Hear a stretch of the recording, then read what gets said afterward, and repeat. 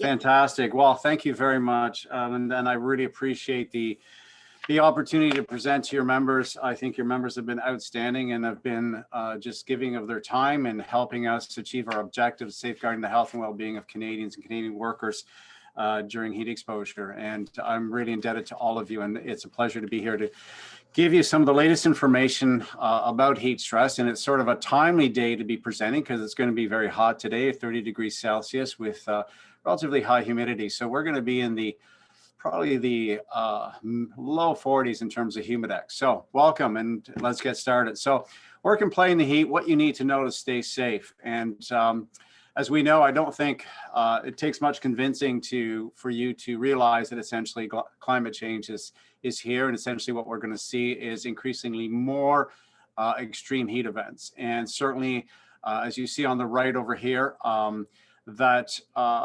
extreme heat events don't necessarily need to be just high temperatures. They can be low temperatures, but very high humidity. And so we're going to face here in Ontario and Quebec some very dramatic changes in weather over the next decade that is essentially going to compromise your ability to work and play outdoors and ultimately affect your well-being. We know over the past few years, the past decade in particular, more and more individuals are exposed to these extreme heat events. And we know that this is problematic because we also have an aging population. In parallel, we also have an aging workforce. So many of the workers are also being exposed to extreme heat conditions. And you can think in mining industry, construction, electrical utilities. But also I want you to think in context of what happened last year with the most vulnerable being exposed to high indoor temperatures in long-term care facilities in Ontario and Quebec, where there were many of our buildings in Ontario don't have air conditioning. So it's not just the outside temperature, but indoors. As the buildings heat up, more and more people last summer were exposed to these intolerable conditions. I love it when I hear my American counterparts always saying, well, you in Canada, you guys live in a very cold environment. So what are you worried about heat? Well, the problem is this. We're less heat adapted. And therefore, what you see here as temperatures increase, we are going to see heat-related deaths occur at a much lower temperature threshold. We have less opportunity to adapt, unlike our southern counterparts that live in perhaps in Florida and Texas and California. Yes, they're exposed to heat. Certainly the threshold for heat-related mortality in these individuals is going to be much higher. But again, you have to realize that as you're transitioning through this period right now from spring to summer, your tolerance to heat, your ability to perform in the heat is compromised. So we're at a very low threshold comparatively to our southern partners. So a little bit, give you some background. What do we need to understand about how the body functions when it's exposed to heat? And again, a lot of people say, well, you know, I should only worry about this when I get hot. Absolutely not. You can get heat stress at low air temperatures. You have to remember that when you're performing exercise, you are generating heat. We have people for example, that when they do exercise, they do show heat-related injuries even at low temperatures. Why is this? Because we are not a very efficient system. So we gain heat from metabolic heat production. So as we're generating energy to make help the muscles contract, we are unable to capture all that energy and it's released as heat and it accumulates very quickly. We're very inefficient. We're efficient, we're probably about 15% efficient, not very good. Now, the other component that will affect heat gain will be air temperature. Certainly, that's a pivotal factor. As we're today, certainly if you go outside, outdoors, you also have solar radiation that adds to that burden. If you've ever sat in a car that's closed, you know that the internal environment can get very warm. Well, imagine as you are sitting in the heat, your body is struggling. It's trying to get rid of that heat, but it's gaining it from the environment. So if you were to start exercising or sit in the heat, essentially your body would begin to store heat as you see us shifting here. And you get to the point A when your body reaches heat balance. That means the rate of heat gain is matching the rate of heat loss. Now, there are certain situations, again, factors that you need to realize that can affect your ability to lose heat. causing you to actually store more heat because you have a reduced ability to lose heat. So you're not achieving heat. Your heat gain is up here. Heat loss is trying to rise up so that you get heat balance. And therefore, core temperature is going to be stable at that point. Well, what are some of the factors that we need to consider? Factors such as sex, age, chronic disease, and physical characteristics can certainly affect how much heat your body can gain or can lose. The reason for that is we know chronic disease, aging is associated with impairments in your ability to lose heat. There are other factors, hydration status, acclimation, sleep, medication, and other factors that can influence that. So let's take a step now and look at the basic mechanisms, because I hear a lot of people talking about, I have difficulty losing heat, I sweat a lot. What does all that mean when we're talking about heat exchange? So again, always remember, most important thing our body will do, our temperature will rise. The minute you start exercising, the minute you go in the heat, temperature rises. As temperature rises, it triggers heat loss responses to try to match that heat gain. And boom, if you have sufficient capacity, it'll achieve heat balance. Core temperature then is going to become stable. So in a non-heat stress environment, there are two critical mechanisms. You're going to produce sweat, and that sweat will evaporate, cooling the skin. We also need to increase skin blood flow. Now, when you're performing exercise, that is a bit of a difficult situation because you also have blood going to your muscle to help provide the oxygen and nutrients it needs to contract. And as it's generating heat, the body's going, oh, I'm getting warm. Now I need to increase blood flow to the skin. So the heart has to work harder to try now to perfuse skin to bring that heat to the skin surface so it can get rid of it through radiation convection. So we call that dry heat exchange. But these are the two critical organs. The sweat glands and the skin vasculature are critical to our ability to lose heat. What you gain heat will be in a non-heat stress will be metabolism. So as you're sitting there right now, as I'm sitting here right now, probably a little warmer than you, sweating because I'm speaking to you guys, but I'm generating heat. And my body right now is stable. So I'm in heat balance, you're in heat balance, so core temperature is not going anywhere. So you're okay. But let's transition to, let's say we're all going to go outside.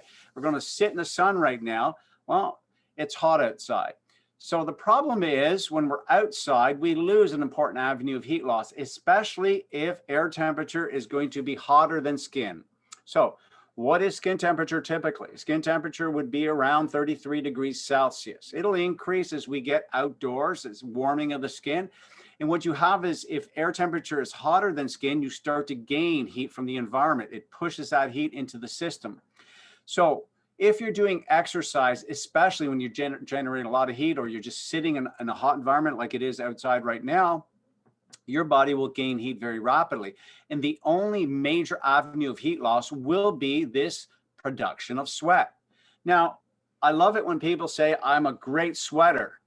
Absolutely, that's a great thing. Only if that sweat was to evaporate off your skin and provide the cooling. There's no benefit if that sweat drips off your skin. Imagine as well, when you see, people switch, their t-shirts get wet and essentially they take that off and all of that sweat that's been produced and you take off that t-shirt and you put it on a dry one, you're actually not benefiting your system. You want that sweat to evaporate and provide the cooling. So one thing we have and we rely on is that sweating response. So what do we need to know when we are exposed to heat? Is it as simple as understanding those basic factors that can affect our ability to lose heat, such as aging? No. As I said from the start, geographical location is important. You need to know where you live. If you live in Val d'Or versus if you live in Toronto, that's going to matter. We can't use the same guidelines necessarily if we're looking at exposure limits because we have to factor in where people live, even within the city itself. For example, if we take Ottawa, Montreal, Toronto, Vancouver, large cities, within a given neighborhood, you can have dramatically different temperature events. Why is that? It's the heat island effect. So you might hear on the news today, it's going to say, wow, it's going to be really warm today. But there are some areas within the city because it's such an urban jungle, meaning that there's no green space. Buildings are tight together. There's a lot of asphalt. You got a lot of radiant heat source. You got buildings with windows radiating that heat. you can have environments that people that are living in these apartment areas are going to face some unusually higher temperatures, maybe up to 10 to 12 degrees higher than what might be in the outskirts of the city. Your dwelling type matters as well. Increasingly, as we look at building codes, we have fantastic building codes. In fact, many of our houses are so well insulated.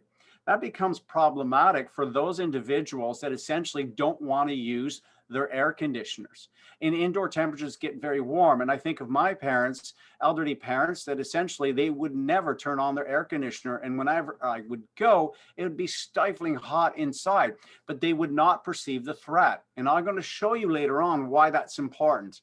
But ultimately, one thing to remember as temperature, and we'll show you this, as temperature increases over the summer, indoor temperature in the absence of having appropriate cooling strategies will increase. Again, remember that heat sources can be simple. Whenever you're doing any physical work, you're adding to that heat burden. You're generating heat. So very important. And then finally, we have to think about factors such as your health condition, diabetes, hypertension. These are factors that can impair or affect the amount of heat that your body can store. So coming back to what I was saying about where you live, in this big study done in Philadelphia, we know that essentially, even from one neighborhood to another, and you see the little blue dot over here, this has a very low mortality rate during extreme hot weather situation. In a neighborhood away from that, not maybe more than 5 to 10 kilometers, you see that this vulnerable population group is at a high risk of heat-related mortality. So you're looking at 25 to 30% greater rate. And the reasons for that is, again, simply the structure of the city, green space, open space, airflow in the area. And that matters. And we're very privileged here in Ottawa to have a lot of green space, not so much in cities like Toronto or Montreal. So as an image, and people say, is it possible that indoor temperatures in this day and age can exceed 24, 25 degrees? Absolutely. In big city like Detroit, in this study, in normal summer temperatures, which ranged, and they had recorded airport temperature, and they went out and tested homes of elderly adults, 65 and older. And what they were able to measure is that some of the peak temperatures were equal to outdoor temperatures, 35 degrees Celsius. Absolutely possible. If anybody's ever been in their attic in the summertime, so you get rid of the solar load, if you've ever been in an attic, you absolutely know how hot it can get. So imagine that if you have a home, perhaps it's not well insulated, and you don't have air conditioning, and you don't have appropriate blinds or shades or operable windows to reduce the sun load, you're essentially going to have air temperatures that are going to rise. And you can see in these satellite images, you have from left to right, Atlanta, Detroit, and Phoenix. On the top, you see the cooler period in the early summer period. And in the late summer, you see how hot these homes have become. So it's even going to cost you more to cool it because you got so much heat. You got a huge heat sink in your home. And consequently, you get that house heats up very, very quickly. So these are conditions as tested here. You can see they're in the range of dangerous to extreme danger. And we do have many homes in Ottawa that are without air conditioning. And I want to give you the best example, folks, long-term care. Long-term care last summer, temperatures were in some rooms are above 30. It's not impossible. Even if you've been to the Queensway Carlton, and if you've had the unpleasant situation where maybe you were in a westerly facing window, in the summertime, because there's no air conditioning in some of these rooms, that the sun beaming on the window heats up the room. The poor patient then is struggling to be well while the room heats up, and then in the evening you get this cooling down effect. So you get this fluctuation that's not very healthy and certainly affects sleep quality. So this brings me to this presentation here, a study done in the Netherlands. And why the Netherlands? Why would I want to talk about the Netherlands? Because the Netherlands has very temperate conditions like we have over here. They certainly have, as you can see here, very comparable temperature ranges. Certainly a little lower in the summertime. But that aside, what's the key point? The key point is our homes gradually heat up in the summer. In the absence, again, of air conditioning, they will heat up. And that living space gets warmer in parallel to the outdoors. But take a look. Outdoor temperature is actually lower than indoor. Why is that? Because if you have insulated homes and essentially, and you're cooking and you're moving around, if you've ever been to a meeting and you have 10 or 12 bodies locked in there, everybody's generating heat. You're adding to that temperature, you're increasing temperature because your body is generating heat, and you're building that heat load in that home. So what ends up happening is some of you may have experienced this, you're running your air conditioner, and especially in the hot, humid period, which usually starts around the mid to late June. And essentially you're trying to do that because you're just not experiencing good sleep. And that's because bedroom temperatures can get very, very high. And it doesn't take much if you have a small bedroom, if you have two people in that bedroom, to generate heat, because your body generates heat, and essentially your temperature goes up. And many people over the summer, we see that just simply feel unwell as the summer proceeds. They feel that it's too warm as the summer progresses. And that's natural. We feel it here in Ottawa and Canada as well.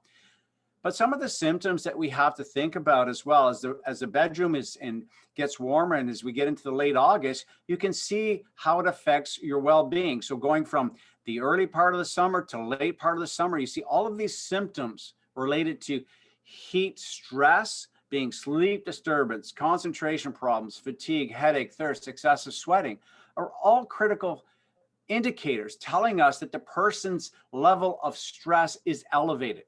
And that can exacerbate pre-existing health conditions, just make you unhappy and unwell. And that's important to understand. Why? Because again, when we think about sleep, sleep is extremely important in re-energizing our batteries. We talk about athletes. We talk about the need for recovery, regeneration. They do a heavy day, heavy session of work. The body needs to recover, to rebuild its energy, to be able to perform at maximum the next day. Well, all humans, it doesn't need to be an athlete. All people need that luxury of having recovery, regeneration.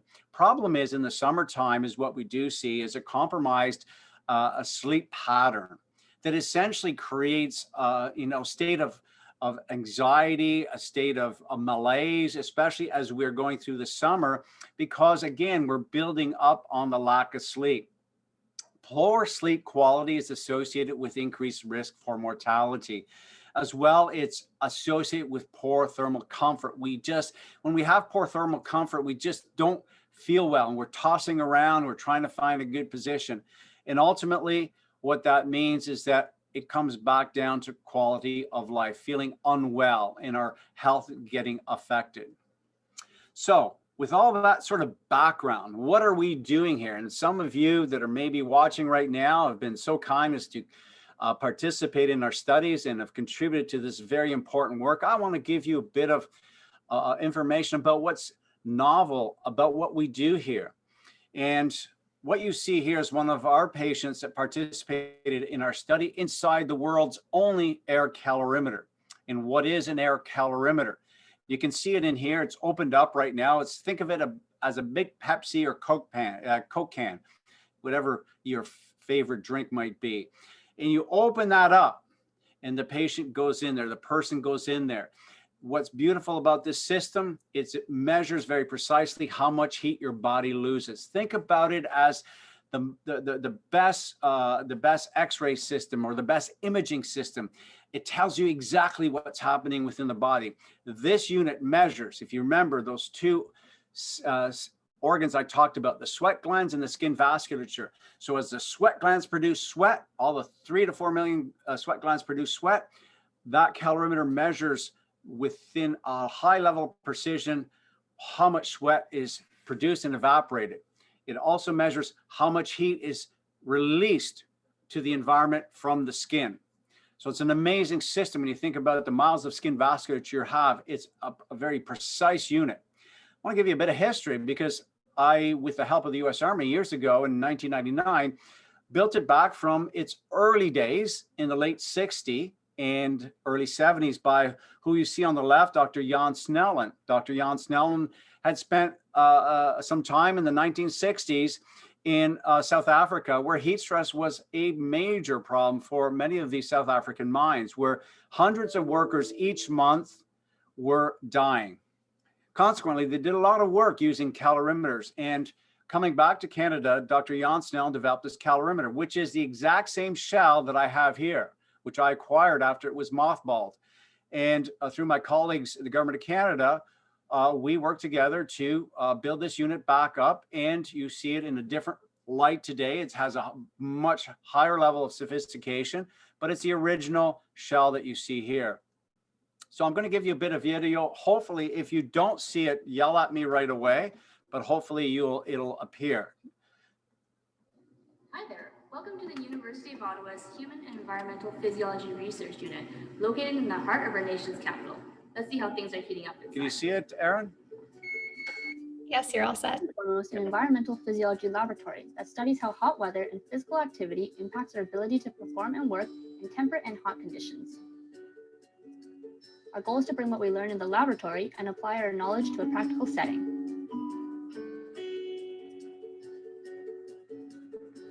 Our current work is understanding how older individuals cope in the heat. We know that this population is at a greater risk for heat-related injury. Therefore, we want to understand how we can make these older individuals safer.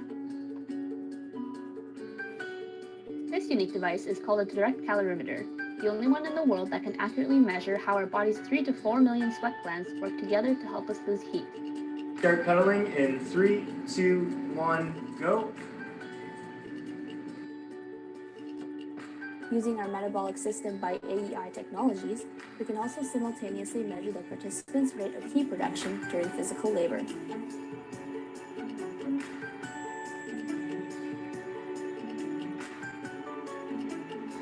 Researchers are able to monitor in real time how much heat the participant is losing and how hot he is getting. So how hard was the exercise? Pretty tough in the heat. With the assistance of our collaborative partners, we continue to be on the forefront of human innovation here at the Human and Environmental Physiology Research Unit. All right, so hopefully that gives you a bit of an overview of the system. And of course, we have many other chambers that we're using as well that are less sophisticated in terms of their ability to measure these physiological changes. But let me give you a bit of an overview, because our work was the first to be able to understand what really happens to the human system when exposed to these conditions.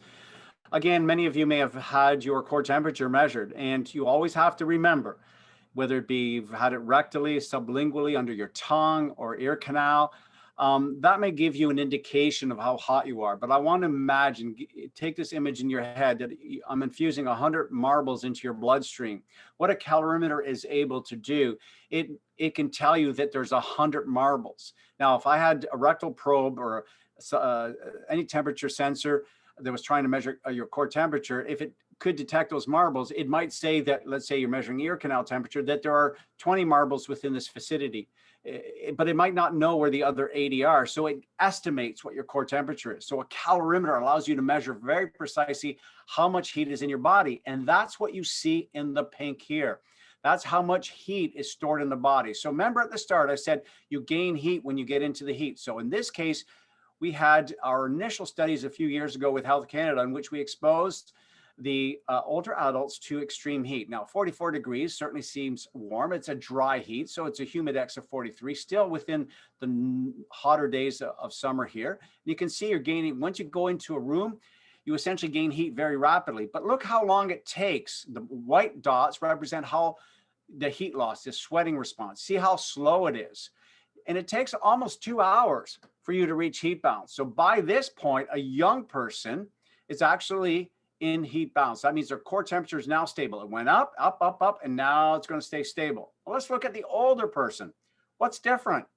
Well, the difference is this. The two dots don't align. So that means initially you're storing a lot of heat early on, and you can see that over here, a lot of heat, and then slowly. So what you're seeing is this. Core temperature is going up, it slows down, but it's still going up. So you have not protected the system enough. So you're gradually going to continue storing heat. Now, I said hot, dry. What about those humid conditions? That is probably the most deadly situation, because when the air is saturated with moisture, it doesn't matter how much you sweat, that sweat won't evaporate. And I'm sure you felt that when it's humid out, your sweat is dripping from your face and your shirt. and you feel unwell. The reason for that is if I was to expose you to the same temperature, 36.5, and that was one of our extreme heat events in Canada, but I'm going at 20% versus 60% humidity. For a young person, they store this much more heat just for the same exposure. For the older person, this much more heat. And you can see the age-related differences. Young store less, older store more. But the humidity matters because you're not as efficient in evaporating that sweat. So when we look at extreme heat events, what matters here? Certainly humidity matters, temperature matters. And if you remember, let's take a walk back, July 1st, 2018. If you remember, just the day before Canada Day, we had a huge heat wave. And on Canada Day was even worse. We reached a humidex of 47 degrees Celsius. Now, our work has tested these ranges, and you can see as you go, this is the heat wave of Montreal of July 2018. It was a deadly heat wave in Montreal. And you can see the extremes.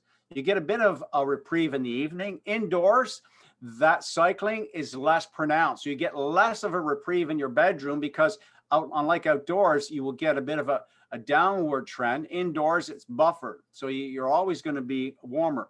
But you can see here the conditions. So what are we doing? Well, first of all, I want to give you some sense of the challenges that we face because heat-related exposures can cause huge number of deaths. You may have remembered back 1995, 1999 were huge heat events in Chicago. Many hundreds, and in 1999, a few thousand died. 2003, if you remember back, the deadly heat wave in Europe, there were 70,000 people that died during that summer heat wave across Europe, 55,000 in 2010. More recently, we know in Montreal, if you remember, I said the heat wave in 2018, 66 in Montreal died, 89 total in Quebec. Certainly it was a huge burden on the healthcare system with a number of hospitalizations and ambulance calls. And just recently as well in Japan, they declared a natural disaster associated with heat stress with over 71,000 people hospitalized for heat stroke. But again, folks, we are experiencing changes, and right away, we already know last year was 2019 was a record, 2020 was within the same range, and this year we're expecting higher temperatures, but we are going to exceed 30 on a regular basis. We're going to see a fivefold increase in the number of extreme heat events. Folks, we are going to be the new Florida. You won't have to book a trip to go to Cuba, and you know how hot and humid that can be. Essentially, your palm trees will be growing in the backyard. The only thing that will be missing will be the sand in the ocean. But I guarantee you, if we continue in that trend, we are going to be facing these very important temperature extremes. So what are we trying to do to protect Canadians? And this is where many of you have participated in our work, and we're trying to, with our partners at Health Canada, come out with safe indoor temperature limits. And why are we doing safe indoor? Because if you look at populations, 95% of all individuals live indoor, with the exception of children. And we know they spend the majority of their time indoor during the summertime. So we have to be concerned about that, especially in context of long-term care. We're not going to see changes in long-term care facilities or public housing that may not have air conditioners or hospitals. It's going to take decades to revitalize our infrastructure, to acquire the resources that we need to protect our most vulnerable, and that is cooling capacity. So the World Health Organization, ironically, suggests that their upper limit should be 32 for indoor temperatures. We have been unable to identify what has been the guidance to drive this recommendation, and certainly speak to my colleagues, and I cannot find any sort of guidance. We know that Toronto Public Health was very intuitive in suggesting that indoor temperatures should be set at 26 degrees Celsius, and this was based off the heat-related mortalities from 2010, heat-related deaths from the 2010 heat wave in Ontario and Quebec. So this is what we're trying to figure out right now. What should that limit be? And is 26 still appropriate? Well, some of you may recognize this study because maybe some of you participated. And if you haven't, well, I'll be reaching out to you soon, hopefully. So what we're doing is recreating what it's like to be exposed to these extreme heat. It's not an exercise session, it's a passive heat exposure, mimicking what a person in long-term care facility would be, or a person with the lack of resources to buy an air conditioner and keep their house cool. So we've designed a study with the assistance of Health Canada that would mimic and really represent what is truly happening within our living situation. And we know we're testing 4 different conditions: 22, 26, 31, 36 degrees Celsius with a relative humidity of 45.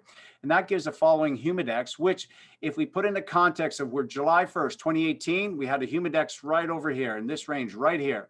So go back. So what we're seeing is we're testing these 4 levels. And here's Toronto Public Health recommending it to be around here. And here's World Health Organization under the warm. So let's take a look and let's see what the data is telling us. Okay, so many of you know core temperatures.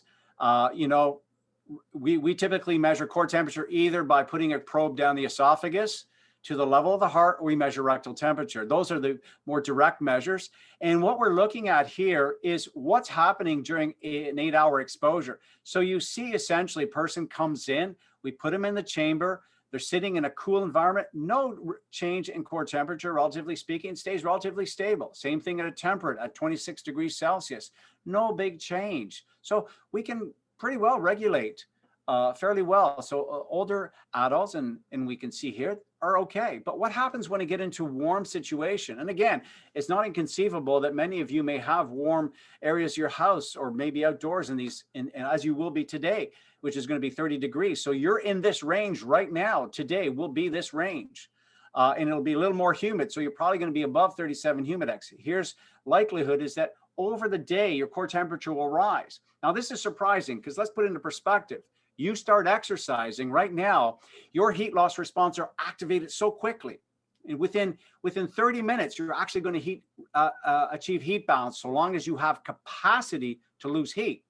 Now, in this context, we see that it takes almost 6 hours to achieve heat balance. In the hot, you can see it's a degree or higher. And some of our participants, they achieve core temperatures at 1.5 degrees above baseline. You typically don't even achieve that during exercise, let alone, being exposed to heat. So what about the work of the heart? Remember what I said at the very start, we increase skin blood flow to shunt that heat to the skin surface. So when we are exposed to heat, you can see here in the cool and temperate conditions, no big issue, slight increase in heart rate, but that's negligible. However, when we go into the warm and hot condition, the heart has to work harder. Now, is this high? Absolutely not. This is not overly high. What you need to remember is the fact that we're increasing the burden on the heart. The heart is continuously working to try and drive blood flow to the skin. Make sure that the heat gets transferred to the skin so that the sweat produced can then evaporate. That's great, but you have to remember that induces a load on the heart. Similarly, it also compromises blood pressure regulation. That's very important. If you take a look here, you can see in the cool environment, relatively speaking, in the cool, no problem. Here's at the end, the change in blood pressure. If we look on the right, let's focus on that one. It shows us the change in blood pressure regulation pre and post 8 hours. Pretty stable. But as you get into temperate, warm, hot, you lose blood pressure regulation. So what does that mean? That means there's the risk of you potentially becoming syncopal or collapsing. And that may be a problem, and it can occur without you knowing it. Same thing, we see that with patients that are exposed to heat, that towards the end, essentially, they don't realize it this close to passing out, and it occurs that quickly, and sometimes you don't realize it. And we've seen workers in the United States when we're assessing electrical utility workers working on the poles and exposed to the heat that passed out while doing their work because they had heat-induced syncope. Another thing you have to be concerned of is when you do these rapid postural changes. When you do rapid postural changes, you have to remember you're always translocating the blood. The heart and your system is trying to maintain blood pressure, so it's getting signals as to where is that blood volume being located. So what ends up happening is your system has to react. Your central nervous system is reacting to that. When you've been exposed to the heat, you lose that responsiveness. And you can see that this is just some of you may have done the test. It's simply looking at how the heart is responding and how quickly it can respond to that. So if you go from lying down to standing up, you can see that people here are struggling as they get into the warm or even in temperate. And you can see that some are in the dangerous zone, which is this dotted area here. And anything below that means that they're more likely to collapse or experience severe dizziness. Okay, so these are important signs that you need to be concerned about. Now, something else we talk about and that we know is very important is staying indoors and getting some air conditioning, especially if you don't have air conditioning, where you'd want to go to a public facilities that provides air conditioning so that you can protect yourself. And we know that in long-term care housing, they'll use the common room because that's the only spot that there's some air conditioning. The question is, how much is appropriate to safeguard the health of the individuals? So we do know that any kind of heat adaptation, so if we didn't have any heat adaptation, you'd see the mortality rate would rise very quickly. But if we have some adaptation, we can modify that. So what is an appropriate temperature and exposure time for a cooling center? So one of the studies we're doing again with Health Canada is having the individuals exposed to extreme heat, as you can see here, for 9 hours. And again, you can see the same trend, core temperature going up to the 6th hour, and then they achieve heat balance. Now, the challenge is this: when you expose somebody to the cool, core temperature does go down. The question is, are you actually getting rid of all the heat in your body? And the answer is actually no. Your core temperature is going down in part because you're not distributing some of that heat from the periphery back to the core. But what's most important, yes, you are cooling. However, if you look at how quickly it goes back up, it may give you the false sense that you're okay. Now, it's still a good thing to be exposed to the cool and reduce that stress, that burn during that day exposure. But what you have to remember is that when you go back out into the heat, you actually regain or reestablish your pre-entry temperature very quickly. So that means, let's just say you've been walking to the cooling center.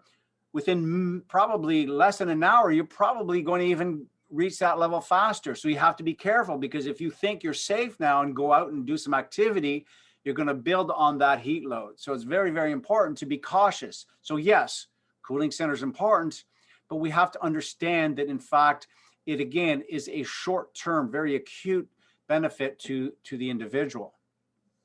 What about fans? We hear a lot about fans, and we have ceiling fans, we have pedestal fans, we have all sorts of fans. So what should we be doing with fans? When are they appropriate to use? Now, many of you may have a convective oven. Imagine you are using that, and the point of it is to push warm air to try to heat up the food more quickly. The problem is when the air temperature gets very warm and it's humid, especially when it's humid, you're going to see that the fans actually heat you up. You have to be cautious. There's a temperature threshold. Now, I would advise that when you're getting into air temperatures that are above skin temperature, 35 and above, it is not ideal to be using a fan in that way, because essentially you're just pushing heat on the body, and you're pushing more and more heat, increasing the amount of heat that the system, your body will gain. And you'll see slight increases in core temperature and again in heart rate. Now, in this study, it was such a brief exposure. Imagine this was only less than an hour. If you imagine, sitting in front of a fan all day long, you may not realize that you're under strain. So you have to be cautious about using fans. They're good, but you should not use them in extremely hot days, especially humid ones. Well, let's go to exercise. Many of you just love to exercise, and I'm sure you're anxious to get out there and be as active as possible. What do we need to know? Thing is when we exercise, we generate about 15 to 20 times more heat than we do at rest. And if we did not activate our heat loss responses, we'd have a 1 degree increase in core temperature within just 5 minutes. That's amazing. But we do have heat loss mechanisms. So why is exercise important, folks? We know, and you've heard this over and over, when we get older, we know, and I've written a number of reviews on aging and all of our systems, it can be depressing sometimes because we know we are going through changes. It doesn't matter. We started those changes in our late 20s, if not mid 20s. Our fitness goes down. Our muscle power and strength goes down. As a consequence, our performance goes down. What training allows us to do is to maintain that. I've always said to my students in my class that essentially, you know, you guys are in your mid 20s. Now's the time to maintain. Now's the time to get to your peak, so that as you age, that decline is not as rapid, that you can maintain that. By exercising, you can maintain that. No matter what your level of fitness may be, what I want you to understand is that when you are exposed to heat, your performance is going down, because heat essentially exacerbates or worsens your age-related decay in performance acutely. So essentially, you're going to see that, you know, when you do physical work, you say, wow, I just don't have the capacity. What's going on here? And you feel, you know, a certain level of, you know, you feel a bit unwell. So realize that when you're performing exercise, it doesn't need to be 30 degrees, folks. You could be in if you've ever been to maybe a YMCA, like on Maryville years ago, I remember that the air conditioning had failed and it got up to 27 degrees and people were just, you know, they had difficulty exercising. It wasn't that warm, relatively speaking, but they had difficulty in doing the work because you're generating more heat. As the temperature gets hotter, you're going to see the performance is reduced. So what happens with aging? Okay, so what you're looking at here is intermittent exercise, and you're looking at on the left, sweat rate. How much does your body sweat? That's measured through our calorimeter. What we want to focus on is the yellow dots and the black dots just for today, because I want to make a point. The point is that there's a huge separation between the young and old as we're doing intermittent exercise. Now, the only reason these points are down here, if you remember back from the graphs, it takes a while for that heat loss to increase. So same thing in exercise, it's a little faster, but the system is activating slowly and it's getting up to power so that it can achieve that heat balance. But the bottom line is, as we get older, we don't have that same capacity and we lose a lot of that. That equates to reduced tolerance. That equates to reduced performance in the heat. So important outcomes. But there is a benefit. If you remain fit, if you are active, what you're going to see is an improved ability to lose heat. How do we assess that? So you have a low fit person, sedentary, moderately fit person, and a high fit person. And you're going to see that essentially when we look at moderate to vigorous exercise, so the higher the bar, the more heat you store. The higher the bar, the less capacity you have to lose heat. So here you have a high fit person at the moderate and a low fit person. The difference between a high fit and low fit is this red bar here. So they store less heat.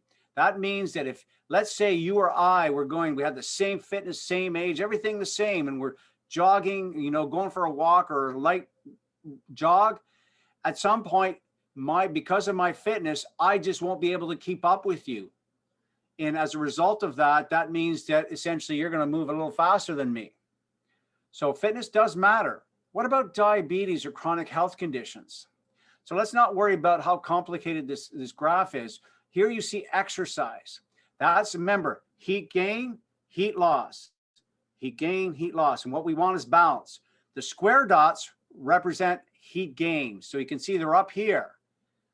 Dot or circles mean heat loss. So by the end of the 60 minutes, the healthy person is able to achieve balance. And now the core temperature has risen and now stable. Now the person with diabetes, no, they're down here. They're down here. They haven't got up there. They're trying to, but they don't have capacity. Their body just cannot produce enough sweat or increase skin blood flow enough to lose that heat. So at the end of exercise, a person with diabetes stores this much more heat relative to their healthy counterpart. So if you go out for a walk or jogging with a friend that may have diabetes, you have to remain, or at least be cognizant of the fact that they may not have the same capacity than you do. And this is what we say with workers: use the buddy system. if you know your friend well, you'll start to see maybe they're not responding as well. They're not, maybe they're less aware of what you're saying, and they're missing out on some of the statements that you're making. That's because they're so focused on trying to exercise, and they're getting this heat stress that they may not be aware that they're really experiencing potential heat-related injury. What happens if you have hypertension? Now, we can't, again, this is all new work of recent work, but what we do know is if you have hypertension, generally speaking, if it's controlled and uncomplicated, there are no real differences in your heat loss. So here's exercise. You can just see all the dots, but what we're cueing in on here is that they're about the same level. Heat loss is about the same level.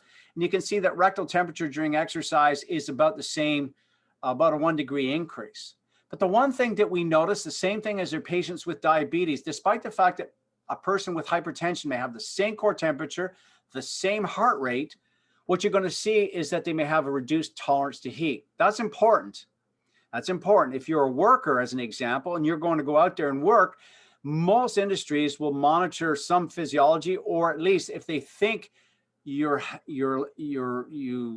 are okay, they're going to assume that you can function and do the same work as your healthy counterpart. The problem is you may have the same core temperature, the same heart rate, but your tolerance, you're more likely to collapse during work in the heat. That's the problem. The underlying reasons for that have yet to be understood, but we do know from our recent work that that is a fact, that there will be a reduced tolerance to heat. But can you adapt? This is all great. Age impairs, and if you're at a higher fitness, yes, I can see increase in heat loss, but can I adapt beyond, just as I'm aging? Absolutely. One thing that we know, if you allow yourself to gradually be exposed to the summer heat, as you will, in the absence of sitting in your air-conditioned house all day and transferring yourself to a air-conditioned vehicle all day long, you're going to see that over time, so we're looking at the red dot, there's the young is the blue dot, but pre-summer, this is how much heat your body's storing. By the end of the summer, you're storing way less heat. So you're gaining, here you were, how much heat you were gaining at the start of summer. Here's how much heat you're gaining at the end of summer for the same heat exposure. So you've lowered this down. That's fantastic. That means your heat loss responses have increased. So you've got capacity. Now, another approach would be that essentially you would allow yourself to do exercise. And if you do exercise in a controlled manner, and we did this study, we published in the Journal of American Medical Association, and we showed that older adults, if they perform 7 days of exercise in the heat, will see an increase in heat loss. Similarly, patients with diabetes show an even greater improvement. So that was a 20% improvement overall, and you can see that your core temperature is actually lower after the 7 days. Now, this has to be done under controlled setting where you have somebody with you to observe you, because it's not easy to exercise in the heat for an hour. So what are some of the changes that we can see? I think some of the most important changes that we need to realize that you can easily measure when you are exposed to heat is that your heart rate will be decreased, both during exercise and both during this summer heat exposure. That's probably the biggest one. You'll also see that you're going to sweat earlier. Another key thing. If you are able to measure, if you're measuring core temperature, you'll see that your core temperature is actually reduced. Overall, what's beneficial as well is increased blood volume. We have a limited amount of blood in our system, roughly 5 liters, okay? That 5 liters has to be circulated to the muscles, has to be circulated to the skin. So how does it do that? Heart rate increases to try to really push more of that blood into all these vessels so that we can service what we need to do. Get rid of the heat, provide oxygen nutrients to the muscle so we can maintain our physical activity. So having increased blood volume is helpful because now you can partition a bit more blood to the skin while keeping some blood flow to the active muscle, but also reduce the load on the heart. So effective as well. And you'll see that you're just better off in terms of performing exercise. You'll feel a little more comfortable when you're performing exercise in the heat or cool environment. Some final little things to think about as well. If you're, again, a person that does not like to exercise in the heat and you want to try to improve your heat tolerance, you can be exposed. Some of you may have whirlpools. You can be in your whirlpool and essentially exposing yourself to warm conditions and essentially getting some adaptation over 5 consecutive days. and getting some level of adaptation. Similarly, some people love to sit in saunas. Again, you should do that intermittently and under a controlled manner. And certainly if you have any kind of cardiovascular disease, please do speak with your physician. Any of these modalities to try that may be used to improve your tolerance to heat, you should always, again, verify with your physician that you are able to tolerate these kind of situations. But certainly they can help you improve your heat tolerance by increasing your capacity to lose heat. So finally, I finish off by just sort of overviewing what do we know, just to take home message. One thing that we know is as we age, we're losing our capacity to dissipate heat. So here we are when we were younger. If we are inactive, we certainly have a greater level of strain, reduced tolerance. Even if you're active and have type 2 diabetes, your level of heat strain is going to be high. So just realize that, because sometimes you can get discouraged because it's hot and you don't feel like you can do physical activity. But do it in a controlled manner, build up so that you can build tolerance to the heat. One thing to finally remember is men and women differ. Women have a reduced capacity to dissipate heat. That's because the way the organs work, the skin vasculature and the sweat glands work, they differ. So women have a reduced capacity as compared to men, and it's about a 4% reduction relative to men, and that's sustained across the lifespan. All right, so I finish off, and I do want to thank all of you for taking this opportunity to listen to me. I'm really indebted to my partners at Health Canada for their support of this work, and certainly to this agency, National Association of Federal Retirees, the fantastic group of people we have here that have really helped us out with this research. And certainly if you have questions, you can reach out to me at any time, and we'd love to have you as part of our study. So I hope you will reach out and help us meet our objectives. Thank you.